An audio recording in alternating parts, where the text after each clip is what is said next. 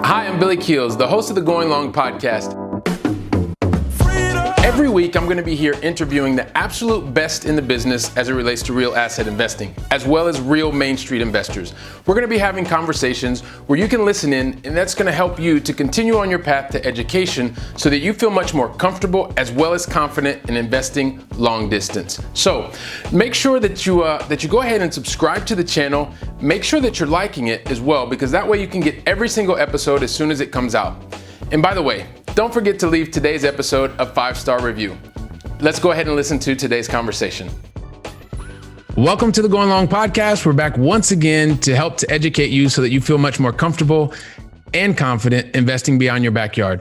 I'm your host, Billy Keels. And you know what? If you've ever wanted to know how you can escape the matrix of the corporate life to creating your own method for others to follow to the road to freedom, then you're definitely going to want to listen to today's conversation until the very last word, I promise. Because today's guest is not only the self-proclaimed corporate dropout who helps others escape the matrix. And by the way, he did that by walking away from a job where he was earning over $100,000. Yep, I did say that. He's also known for his talents for building businesses over $20 million, et cetera, et cetera. And you know what? He's known with the heartaches of when you can't be able to maintain your entire team. He's had to lay them off. He knows what that's about. And today he's really focused on helping others to be able to build their space to find the inspiration in themselves and in others. He is also the podcast founder for Myers Method. He's also the head cultural sensitivity life coach, as well as the chief inspiration officer and founder of Dreamcatchers and the founder of Myers Development Group. Welcome to the show, Mr. Jerome Myers. Jerome, welcome to the show, man. This has been a long time coming, man. It's so great. Thank you for bringing me on the show. Man, I am so excited with our pre-conversation and just being able to watch you see the great things that you are doing and helping others and building community. I am definitely looking forward to today's conversation, and everybody's going to want to stick around to the end. So you know how this works as well. Like, I've got kind of 5 questions I ask everybody, but then afterwards we're going to have an awesome conversation. So the first thing is, can you help us understand, where do you live in the United States? Yeah, so I'm in North Carolina, about an hour from Raleigh and an hour from Charlotte, which puts us kind of in this corridor where all of the activity is happening for investing, specifically multifamily. So Charlotte is the Queen City. It's the largest city in the state. Raleigh's right behind it. It's also the capital. And then Greensboro Metro, some people call it the Triad, is the third largest MSA here. And so I'm sitting right there in the market that doesn't get a ton of attention. It's kind of like the redheaded stepchild, but we're making things happen here. Yes, you are. Yes, you definitely are. So thanks for sharing that with us as well and painting that picture for us. And Jerome, what's the most positive thing that's happened to you in the last 24 hours? Yeah, I think the favorite thing I would say is just having dinner with my lady last night. You know, she came down after working. We're kind of splitting up the house COVID wise, and we just got to decompress and talk about our day and just had a great meal. And I mean, for me, that's what I look forward to. It's the time with, my lady and my kids. That's what it's all about in the end for me. And thank you for sharing that. And I'm sure this is one of the topics we're definitely going to talk about, but it's so much, it's a pleasure to hear you talk about that, because it's so many times it's the simple things in life and being able to spend quality time with family and loved ones that, that make the biggest impact on us. So thanks for that. And look, I've talked about I think I just barely scratched the surface in terms of some of the things that you have accomplished, some of the ways that you continue to evolve. But if you could do us a favor and kind of paint your backstory so the Going Long audience can get to know you a bit better, please. Yeah, man. I was successful, right? I got good grades in high school. I got a good job after graduating from college and playing 4 years of collegiate football and, graduating summa cum laude and all this stuff. I had the option to go do a PhD or work, and I chose the career path because I thought it was time to make money, because that's what you have to do. I was sitting in the front yard with my mom when I was 5. And I told her I want to be a garbage man when I grow up. And she kind of looked at me, and you know how moms do. They kind of look at you and say, baby, you have no idea what you're saying to me, right? And she said, you don't want to be a garbage man. I said, I do. Like Lonnie gets to hang off the back of the truck. He pulls the lever down. Like this would be so much fun. And she said, no, that's not going to afford you the lifestyle you want to live. You need to go get a career or a job that's going to let you do that. She said, maybe you could own the trash company, but really you need to get a job that's going to allow you to live the life you want to live. And so I went with those marching orders, man. And I wanted to be a psychologist, but then I was thinking about engineering, and I had that conversation with a professor in high school. And I said, which one do you think I would be best at?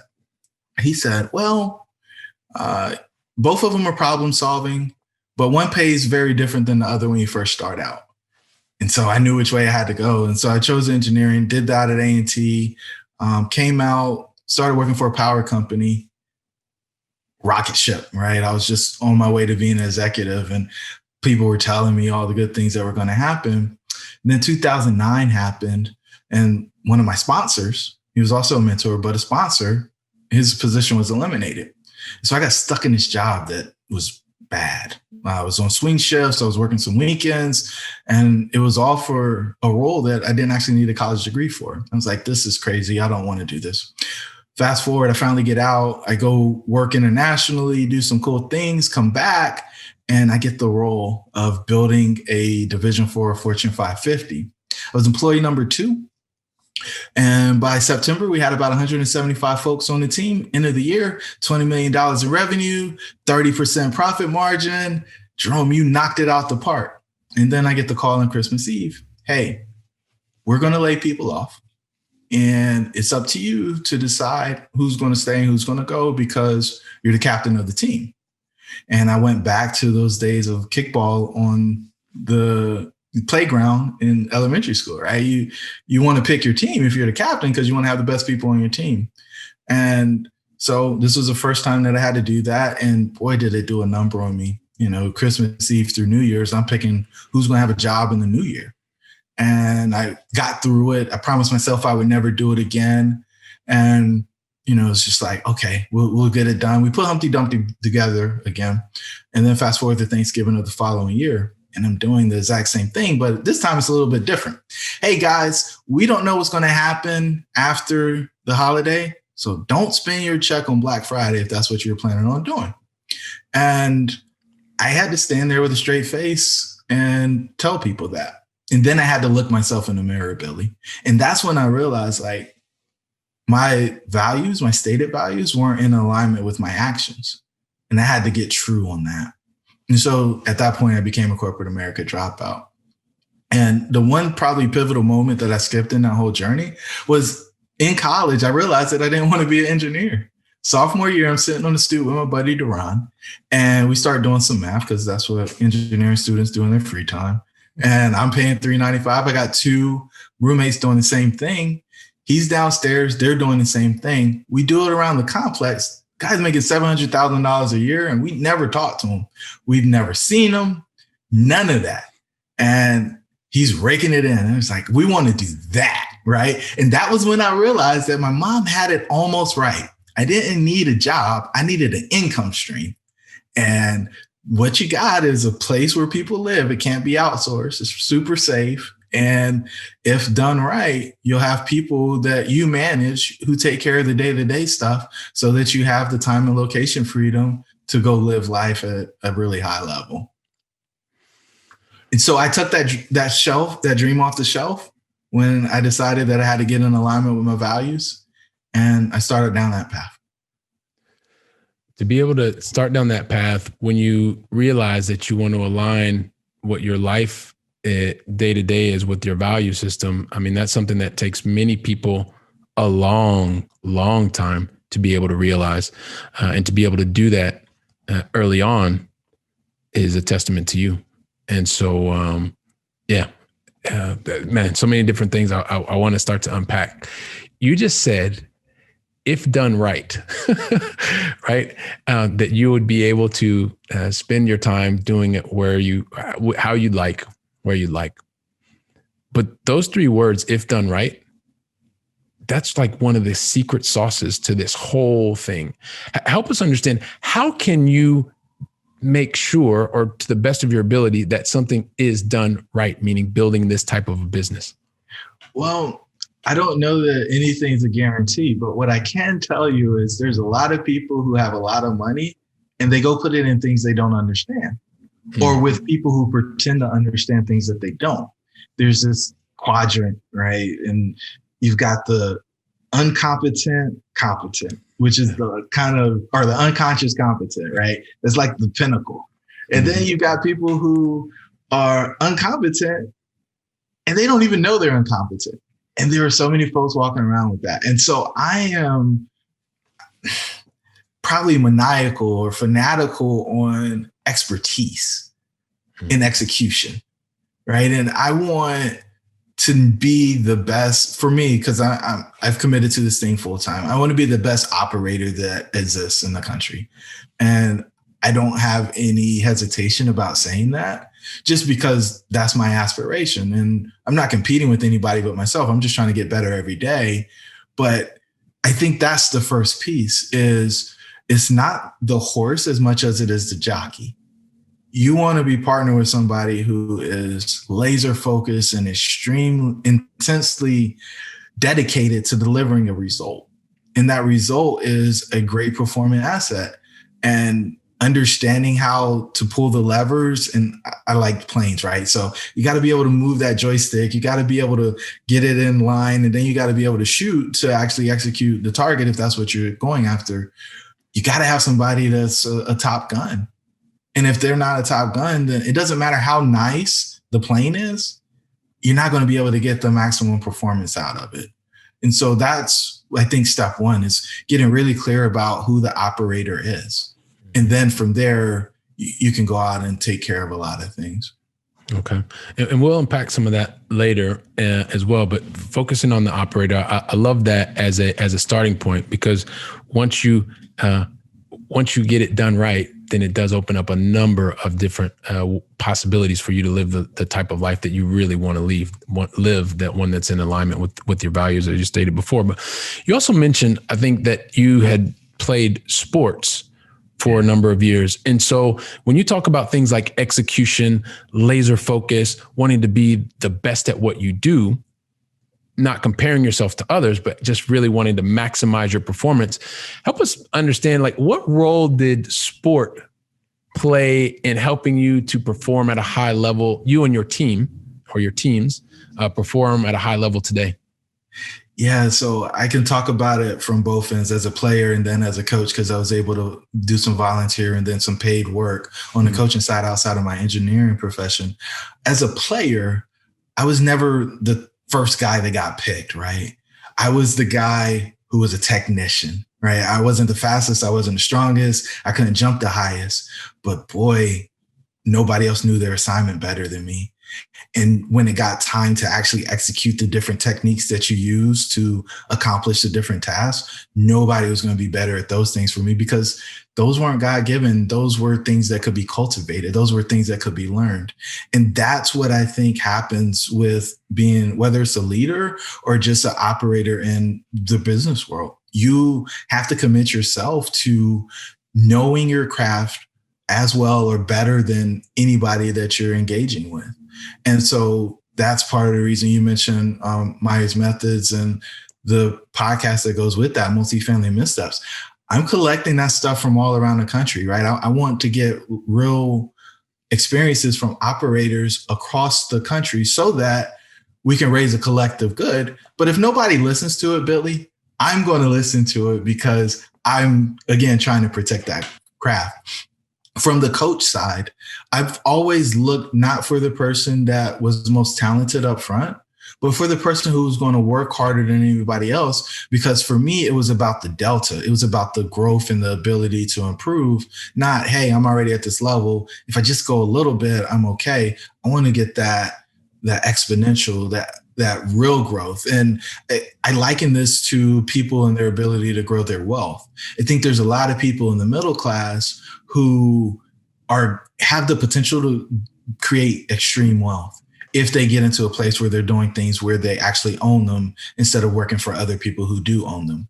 Versus the people who are already wealthy, they're playing more defense than offense. They're trying to make sure that they don't lose. And so what I really like to see is partnering somebody who is maniacal or fanatical on execution with people who have high potential for growth. And I think when you put those two things together in a room or on a phone call, magic can happen. And these big ideas and concepts make sense because you're taking risks, but they're measured and very strategic. Yeah. So having measured strategic type of risk, it's something that you have to see through repetition, right? To be able to also guide others. But I love that perspective that you're giving us. And you also are uniquely qualified to have been able to see it from not only the player's perspective, but also the coach's perspective. And you are now being able to utilize that experience, leverage that as you're building your own teams now. And so being able to see it from both sides of the coin per se. So you mentioned it in the beginning, but I'm going to ask you to kind of expand on it. I said it in the very beginning and you just talked about it, but I know that there are 4 specific steps to a method. No, not a method, to the Myers method that you have been able to create. So help us understand a little bit more about the Myers method and how you're going out to help so many people around the globe. Yeah, man. So I just had the Business Insider article come out last week, right? Congrats, man. Crazy because, somebody say the Myers method, it's like, what in the world? What kind of egotistical thing are you doing with that, right? My buddy, James Bryant, started talking about this when we started buying buildings. It's like, we're using the Myers method. I was like, be quiet, like pick something out, pick something else. He's like, no, these are the Myers methods. Like we actually have a process. And so it's 4 steps: finding, funding, fixing, and flipping properties, right? And the whole idea is we want to find something that everybody else hasn't had the opportunity to look at, build a fence around it, decide whether or not we want it.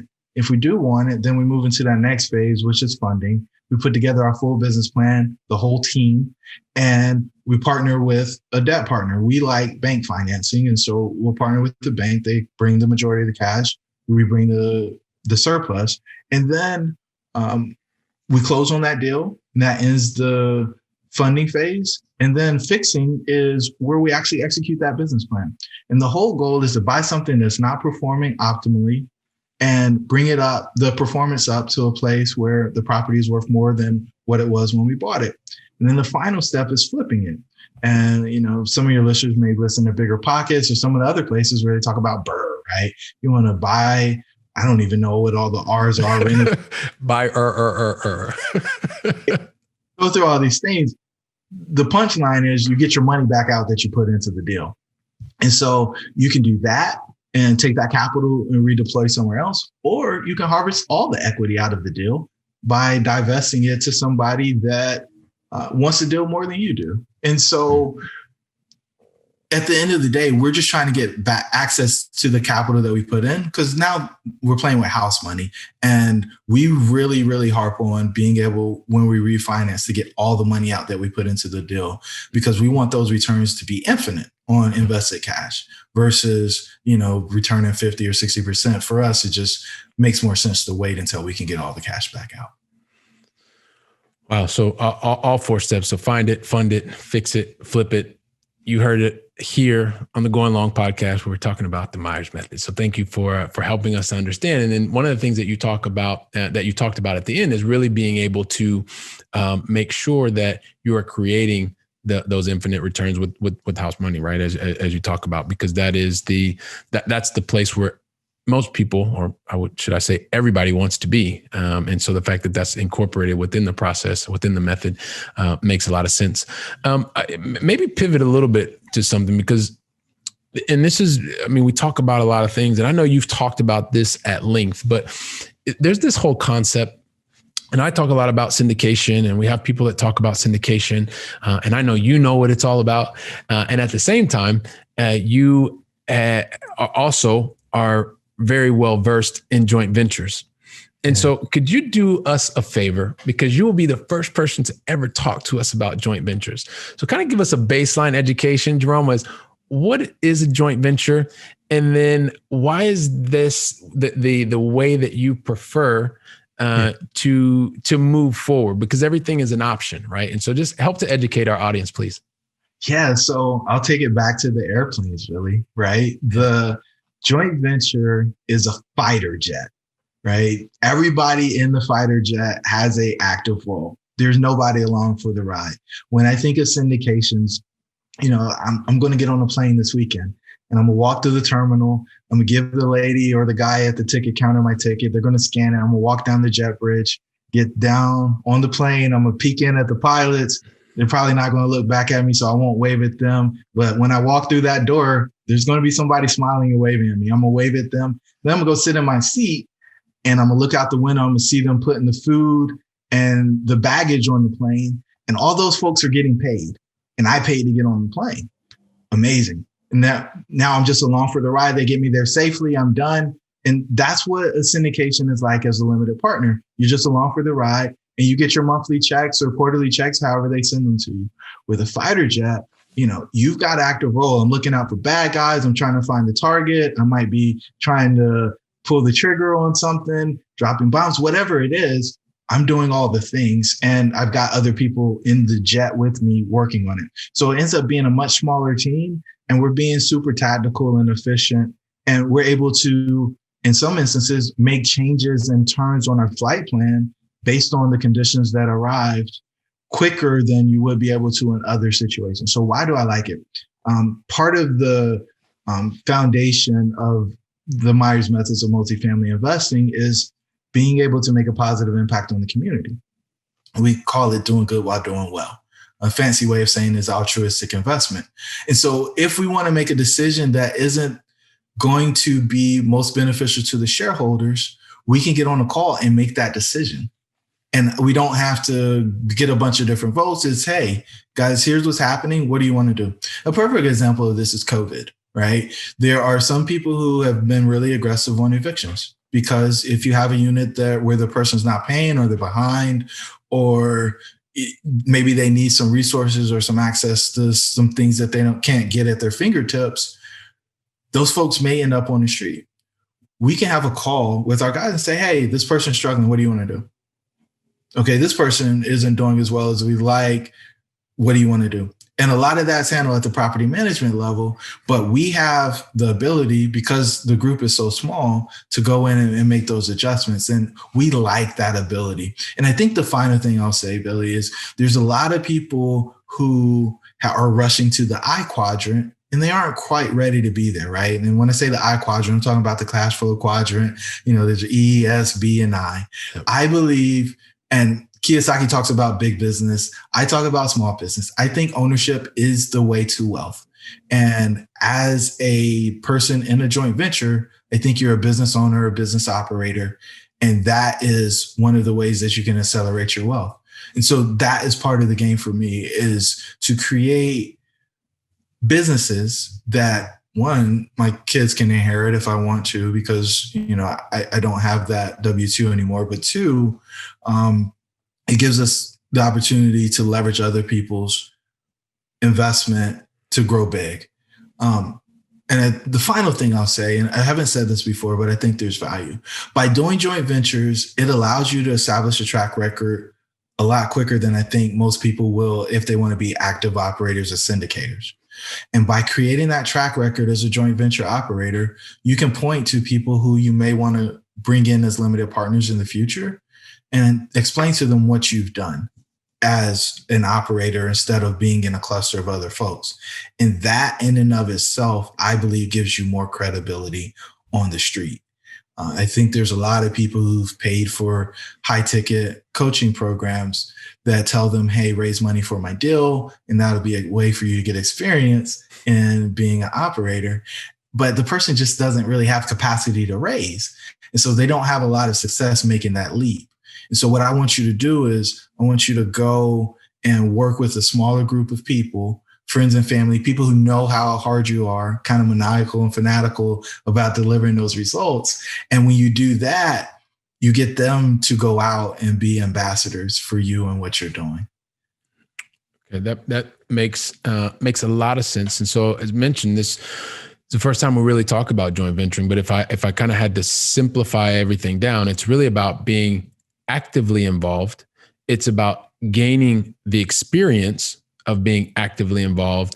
And also it will help to add credibility and as you continue to move forward. And so I guess there are two questions that come out. And the first question is, so you gave an example of the person that maybe you wanted, they were in an eviction status, and is that the right thing to do or not? But how, even though the team is small, even if, let's imagine that it's 4 or 5 people, to get everybody on the same page to make that decision, kind of how does that work in a joint venture? Yeah, everybody doesn't have to be on the same page. We vote based on our ownership. And, we hold some back for the person who found the deal. We hold some back for people who signed the loan. And then everybody else's capital is worth the same amount. And so the people who own the majority of the deal have the biggest stick. And prior to closing on the deal, we set the terms on what decisions will be made. And if everybody doesn't agree, that's fine. But the group that actually does agree on the course forward, then that's what we do.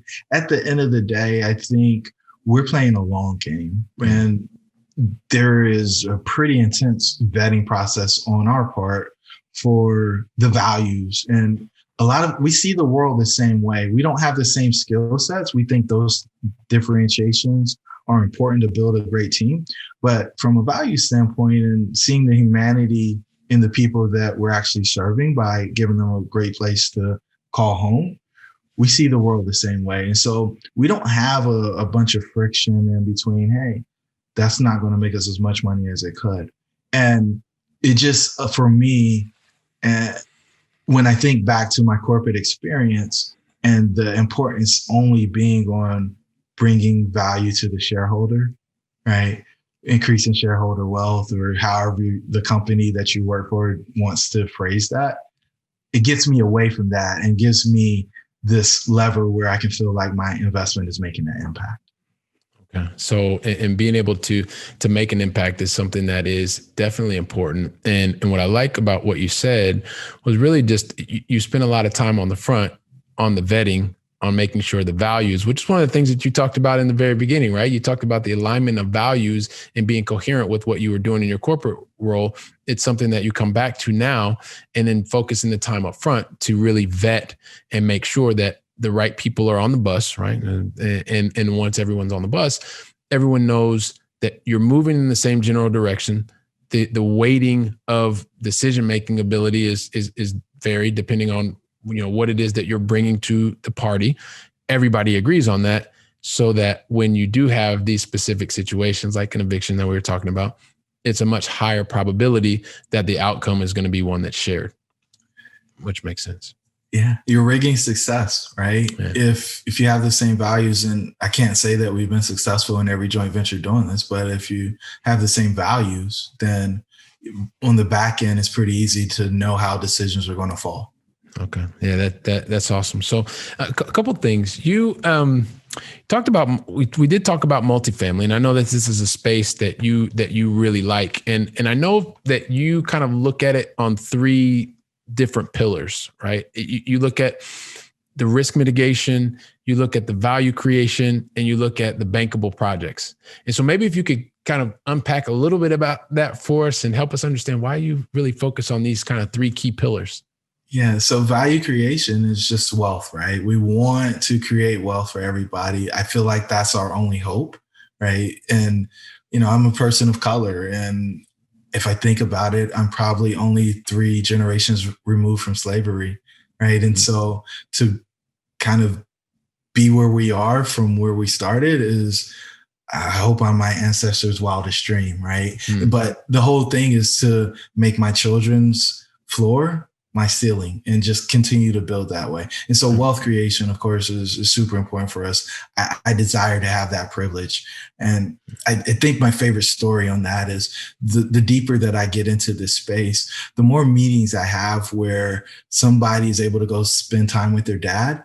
With their dad. It's usually their dad, and they say, hey, I'm getting ready to do a project. And their dad can connect them with the banker, go sign the loan, make the call for capital. And all they have to do is kind of show up and operate. All those things are taken care of. And I want the same for Kay and Leah if they choose to come into the family business. I want to be able to make those calls and open those doors. And it's a wealth problem. And for anybody who wants to say it's anything other than that, I'd love to debate with you about it, because I've just watched so many things boil down to the dollar. I feel like I ran off track because I mean, you were bringing us up to speed on the value creation, which was great, and helping us to understand that that's really around wealth creation. And one of the things that you mentioned is, your desire to have that privilege. And I would even say, and maybe challenge it a little bit, you don't even need that desire, because you're already working to earn that privilege. I would say in terms of the value creation. And I think what you were getting ready to talk to us about, Jerome, was really a bit more about the risk mitigation as one of the pillars, and then getting into the bankable projects. Thank you. All right. So bankable projects is easy. I think that banks are more conservative than any person on the street. They can't afford to lose money, and they don't invest in dreams, guys, contrary to popular belief. And I'll put a pin in that by saying, when I went to do my first deal, I got turned down by 10 banks, right? They told me I didn't have the right experience, and they were not going to lend unless I found a partner who had the experience in order to get me in the space. Risk mitigation for me is huge, right? I talk about wanting to grow wealth. Well, the fastest way for you not to grow wealth is to lose it. And I think there are people, again, back to this knowledge point that we talked about earlier, who are willing to put money into things on a whim. They're trying, they heard it. It can't be that complicated, blah, blah, blah, blah. And I think I will kind of add a story here that I like telling. And Billy, I know that you're over in Europe, right? And there's a guy over there. You might have heard him. His name's Conor McGregor. Right. Yeah. He's supposed to be a pretty good fighter. And I heard him. Okay. I'm starting my MMA career, and he's going to be my first fight, Billy. All right. I'm bigger than him. I weigh more than him. I'm probably not as in good a shape as him, but I've watched a few YouTube videos. I've listened to a couple of podcasts, Billy. And in order for you to get a 15% return on your investment of $500,000, I need you to send me a check. Only thing that has to happen is I just got to beat Conor. I've got to get him to tap out. If I beat or knock him out cold, if I do one of those two things, you get 15% return on your investment. If I don't, you get zero, and you lose everything that you put in, right? So I've got wire instructions at the ready. If you just send me your email address, I'll get them over to you so you can send me the money. Sure. Just keep waiting. You're not in, are you? Right? And that's the point. We are fighting with titans. These projects that actually have the opportunity to have some real wealth creation are wild animals, and you're going to have to hog tie them and get them to perform well. You might have to retrain some residents. There's a bunch of things that happen, and education is, I think, foundational in risk mitigation, and partnering that with somebody that has some experience to help guide you down it. And the last thing I'll say is I don't think most people get a license without going through some form of driver education or having a provisional license. And you want somebody to go on that journey with you. And so, risk mitigation, wealth accumulation, and bankable projects, I think it really allows us to take things to the next level. Well, I appreciate you unpacking that for us and helping to bring us even more insights around those three pillars. A couple of things. So, we like to talk about investing beyond your backyard. I know I'm a little bit extreme living in Europe and doing it in the US and all that other kind of jazz, but I know that you like focus, you like execution, and you like being able to build your team in a specific area. At the same time, I also know that you've gone beyond your backyard and you looked in other geographies. And so maybe you could talk to us a little bit about, I guess, what was the motivation behind you wanting to at least look at and explore that as a possibility? And then beyond that, what really made you say, okay, you know what, this makes sense. We're going to go ahead and move this way. Yeah. So my first deal was in Richmond, Virginia. I was actually living in the space, and so that's why we bought the first one in Richmond. We still have it today. I like to smile at that project. It was extremely difficult, but we were able to take rents from $695 to $1,195. And so for anybody who understands the calculus of a project, they will understand that that is a really exciting opportunity and a great way. But by the way, if you're not watching us on the video, you probably need to jump over because my face just went boom as soon as you said that. Sorry, I just had to share that. Yeah. Right. So we did that. I got in the paper, and the banks that told me no started calling me back and like, hey, well, what else you got in the pipeline? And I knew at some point on the 10 or 12 years that I was in Virginia that I wanted to come back to North Carolina at some point, and specifically to Greensboro. And then I started looking at the market fundamentals, and I realized that there was something special here. And so I wanted to come back, and we're on this mission, Billy. We want to build a portfolio of 1,000 doors in this market. And I think it's something that we can absolutely do. And the only reason that it's important for me to be close to what I invest in is because I'm the operator, right? I want, if a pipe breaks or if a tree falls on the building or whatever else, I just enjoy the thought of being able to drive down the street to look at it. At the end of the day, I can go weeks without ever going to my projects because we have a property manager in place and they're responsible for the day-to-day. I don't have a key. I can't get anybody into a unit. They don't have my phone number, so I can't call anybody if something breaks in their unit. And so the reality of the situation is I could just as well be in Barcelona or somewhere in Spain with you. I could be in Tokyo. It doesn't matter where I am because somebody else is actually the hands, eyes, and feet for getting these things done. But when I talk to somebody and it's like, hey, we're doing this deal here, I'm looking at it, it's great. The only other thing that I think is a reason to be in the market that you want to invest in is if a broker calls me or somebody who has a deal calls me and says, hey, I want you to come look at the property right now. I'm getting ready to sell it and I'm giving you first opportunity to buy it. I can be there in 20 or 30 minutes.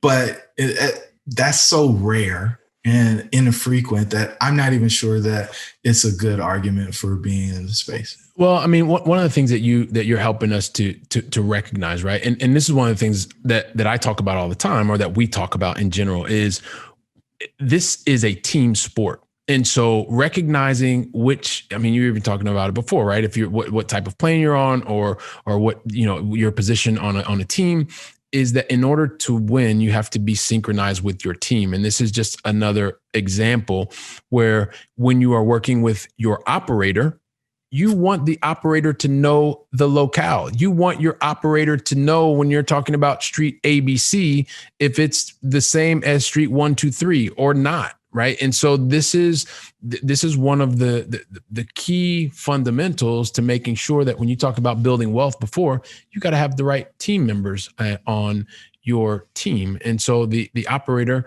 it's best that they know the area, right? Like it's going to be really difficult for me to be the operator because I like living it where I live. At the same time, I want to make sure that that all of the investments are making sense. So I love the fact that you pointed that out, because that role is key. Right. Because you've got a lot of people's hopes, dreams, desires that are resting right here on your shoulders. So, or your team's shoulders, I should say. So, yeah, I mean, no pressure for the person that's carrying the ball. But I mean, if you are a cleaner, right? If you're Michael Jordan or Kobe Bryant and you want the ball when the game's on the line, there are some things that are going to sit on your shoulders, your back, and it may hurt every now and again.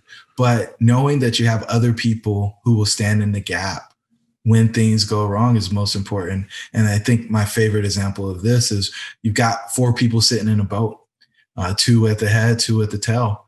The boat springs a leak in the tail and starts going down. The guys at the head point and say, glad that's not in our end of the boat. And so they're watching the guys with buckets trying to get the water out the boat. Everybody's going to sink. You want to make sure that everybody in your boat is willing to grab a bucket and get the water out. And I think that is just an amazing illustration of the point that you just made. Yeah, love that. Love that. So another thing, kind of 2 things that I think it's important for us to talk about, because one of the things that I did not say But I think it's really important because this is demonstrates another facet of your ability to lead people. Is I didn't talk about the developer aspect in terms of what you have been able to do and are doing. And I know that there's a special project that you have in terms of Technology Row, and I know that there's some things that you have really focused on. So maybe you could tell us, share a little bit about development and what has that taught you, or what is that in the teaching you, I guess I should say, and how's that maybe a bit different than just the value add stuff? Yeah, so I'll go off the rails a little bit and just talk about Greensboro, right? So Greensboro was a hotbed in the civil rights movement. And all of the leaders from Martin all the way through Malcolm came through here. And a lot of it was because of the sit-in movement that happened at the lunch counter in Woolworths. A&T, North Carolina Agricultural and Technical State University, was the place where those 4 students were getting education, and they went in and they sat down and said, this is wrong, we should be served. And that just spun off into a bunch of different things. I bring that up because there was an architect, and there was a handful of architects that were licensed, and they were all in the city of Greensboro, and they worked for a guy named Ed Lowenstein. And he was a Jewish man who was tied to the Cohn family, and he was the first person to integrate his firm with African Americans and Caucasians. In that, he signed for those folks to get their licenses. And I'm a fanatic for mid-century modern architecture. I just love it. And so what I wanted to do was do a development on the east side of town, which hasn't had any real development since the mid 80s, that would attract the young professional back to that piece of town. And to illustrate the point, you can't find a Starbucks east of North Carolina A&T. You can't find a lot of the more expensive brands that most people look for. And a big part of that is because of the lack of median income in this part of town. Mm-hmm. And so we're coming up with what we consider to be a modern development. It's the first of its kind in this part of town. And it is going to be 120 units on 6 acres near one of the largest technical community colleges, or the largest campus in the county. And the goal here is to spur development on the east side of town. Fortunately, the properties in the opportunity zone, so we get that benefit. And we just got the market study back, we got the appraisal back, and all of the indicators are favorable that we should build this. And so we'll be working with HUD. They're going to do a 40-year amortized loan that will allow us to run this property for a really long time with extremely favorable debt. We expect it to be less than 3%. That is super exciting for me because back to this conversation, right? You want to get those boxes checked. You want to have the experience. Once we complete this project with my partner, which is Brown Investment, which is a group that is 3rd generation in this business, and they've developed stuff all over the state and maybe in South Carolina as well. I will be one of the few people that look like me that have done a HUD project. And, these are pretty hard loans to get, but once you get them, you can do things that a lot of other people can't. Yes, you can. And the fact that you're telling us about this, I think is just great. And it goes back to what I was saying before. And you're just reiterating, it's about consistent execution. It's about building teams. It's about having the right mindset, right? What I love that you're demonstrating over and over through our conversations, Jerome, is it's about the basics, and it's about repetition, and it's about making sure that you are doing the right things, that you're surrounding yourself with the right people, and that you have the right outset and not afraid to do the work, right? You can't be afraid of the work, Billy. But I mean, that you're a walking example of what hard work looks like. I mean, you're from Ohio, and look what you've been able to do. I mean, nothing wrong with Ohio, but yeah. Little Billy, that this would be his life. I'm not convinced that you would have believed him when you were running around your neighborhood in Ohio. No. I did not, I would have never imagined this in a million years. So I was supposed to kind of do the normal thing, get married, white picket fence, and kind of stay in my hometown. Life can change if you allow it to transform you. So, look, there's something that's really important that I think, and I know we talk about long distance investing and we talk about mindset and we talk about a lot of things. And there's one of the things that I just want you to be able to talk about, because it's really important that we hear also, aside from just focusing on financing, focusing on building new different opportunities.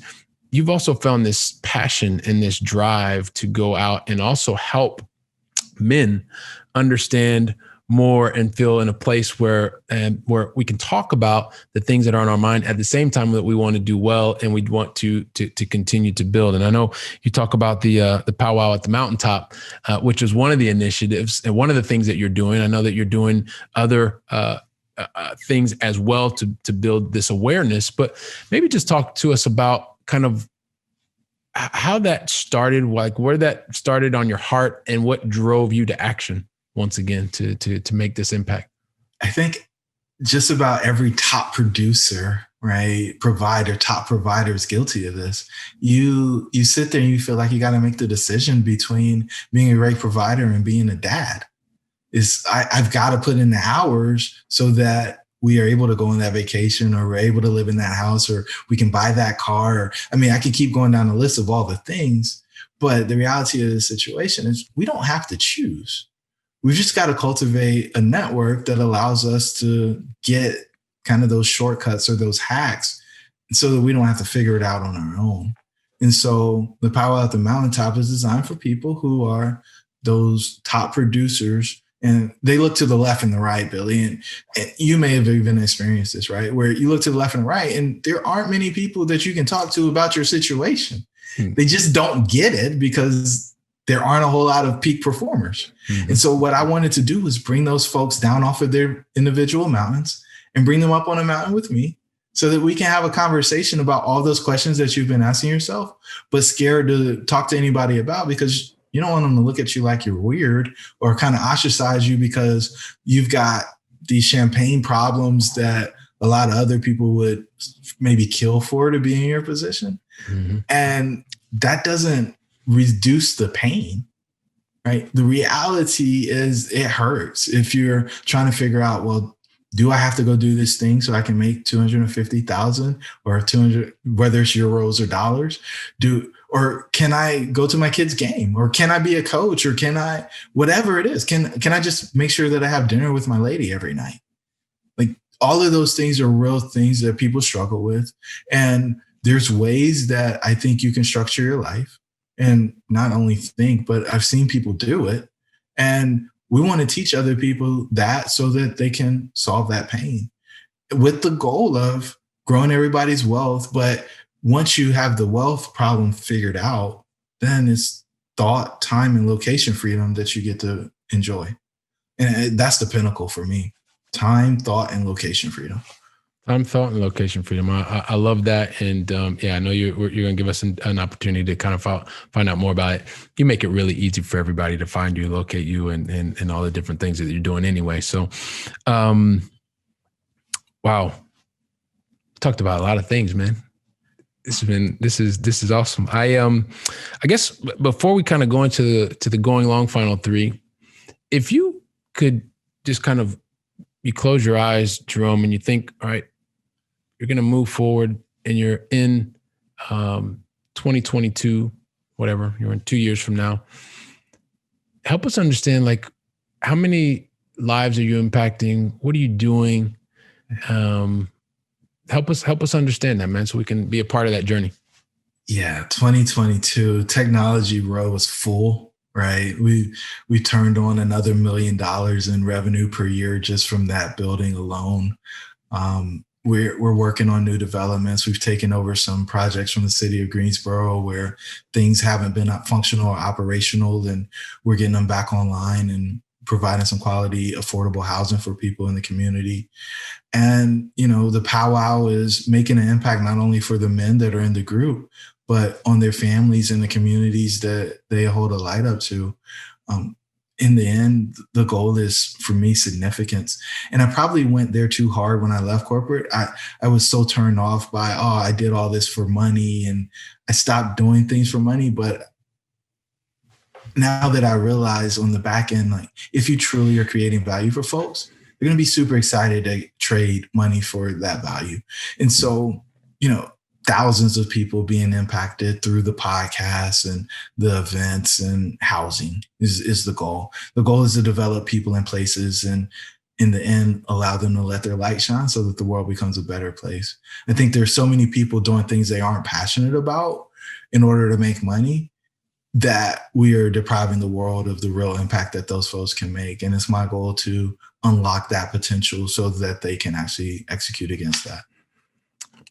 Awesome. I appreciate it, man. And I know you're going to allow so many different people to gain clarity on what it is that they want to be able to do. That's going to give them a power to just go out and decide what they want to do and act on what it is that they want to do. So, well, look, man, I want to keep talking forever, but I guess it's time to get into the going long final three. Which the thing is, I never ask these questions, Jerome, unless you tell me that you're ready for me to ask you the question. So are you ready? I'm ready, Billy. All right, cool. So look, and I know that we talked about in the beginning, kind of where you are in the United States and I'm over here outside of the United States. And I always want to know, like, what is the place that you have on your list, your either favorite European city that you have on your list or that you visited already? So give it to us. I can only say that I've been to Frankfurt, Germany on a plane on my way to Africa, right? That's my connection to Europe. I feel like it's important to reconnect with where you're from. And so in my time in the Caribbean and in Africa, when I get the opportunity to travel. And so Frankfurt is where I've been. And if I had to pick a city that I love the most, it would probably be I went to the Elamina Castle in Ghana, and that was just life-changing for me. Right on. Well, I've not been to Ghana yet, by the way. And I say yet because I enjoy traveling. So I'll have to make sure that that's on the list. So perfect. So listen, there's another question I need to ask you as well. Well, there's two more I need to ask you in reality. The successful people that we've met in our lives typically get to success and they've only made one mistake. All right, maybe I'm embellishing a little bit. Typically along the way, there's a couple mistakes, right? And it's not so much the mistakes, and it's something we talked about before, but if you could share just one lesson, what one lesson would you share from a mistake that you perceived at the time, but it served you well and you could potentially help somebody else not make exactly the same mistake? I think the mistake that I made, the biggest one I made, was delaying pursuing what I knew was actually in my heart to do, right? I put this dream of multifamily investing on the shelf for over a decade in order to go build a career only to come back to it. And when I think about it, had I started when I wanted to start, I'd be in a much different position and we probably be having a very different conversation than the one we are having today. So if it's truly in your heart, if it's truly a dream of yours, something that wrestles with you when you're sleeping, wakes you up at night, you need to go do that and just figure out how. That's the thing I would say. All right. Love that. Figure out how, get started even before you're ready. Makes a lot of sense. And so lastly, to wrap things up, what book would you recommend to the Going Long audience, Jerome? I like Millionaire Success Habits by Dean Graziosi. That book is phenomenal for the person who's successful and really is just trying to get that next piece, right? It's like a golf swing. You're just trying to tweak it just enough to get that little extra or get it placed exactly where you want to place the ball. And so it's just full of little tips and tricks that you can use to get that extra out of it. All right. Fantastic. So Millionaire Success Habits by Mr. Graziosi. Perfect. Appreciate that. And Jerome, man, from the little guy at 5 years old, wanted to be a garbage man, that realized that, had a great mother that was giving you some things to think about. You had the opportunity to grow and see and experience a couple things. You then, you got your sporting opportunities, learned about teams, learned about coaching, getting the most out of people that is even serving you today. You realize that even though you were making 6 figures in salary and you were building eight-figure businesses, and you realize that you had to kind of let people go, even though they were doing what they were supposed to do, that there was something else that was out there for you. And so since then, you've been able to really lean in. You've been able to impact so many lives. We talked about the real estate aspect, and we talked about what you're doing on the education aspect, and then really being able to get into the hearts and minds of men around the globe. I think it's something that is it speaks volumes to you and what you're doing and the journey that you're on. And so, I've listened to this whole thing. I've been engaged in the conversation, and people are listening to us while they're on the treadmill or they're watching us on the video, and they're thinking to themselves, I got to get in touch with Jerome. How do I do it? So do us a favor, my friend. Help us understand what is the best way to contact you, understand more about what it is that you're doing, and enter into your world. Yeah, so the best way to find out more about what we're doing is at jeromemyers.co. So JEROMEMYERS.co. And then if you want to connect with me, LinkedIn is a place to be. I'm there every day. Yes, he is. So jeromemyers.co, as you said before.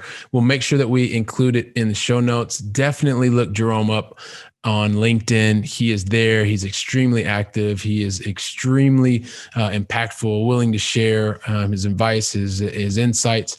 And it's something that I know in this short amount of time, we've gotten to get a chance to know one another over the waves. You've made a positive impact on me. So I appreciate what you've done. I appreciate you spending time with us and the Going Long audience, and I wish you continued success, Jerome. Thanks so much, man. Same to you, Billy. Much success to you. Thank you so much. All right. Appreciate it. And listen, to the Going Long audience, I know you loved today's conversation because this has just been so impactful. And I know Jerome and I would really love to have you share your insights with us, share your reviews. Let us know what you loved about the conversation, what you'd like to hear next. And feel free to share this with at least 2 to 3 other friends, because it's going to be a positive impact on them. And I'd love for you to be that person that makes the positive impact on the next person. And as you're thinking about the reviews, if you feel like you want to leave us a 5-star review, feel free to do that as well. We'll definitely accept those. And, until our very next conversation, I'm really looking forward to having you listen and having you watch. And I want you to go out and make it a great day. So thanks until next time.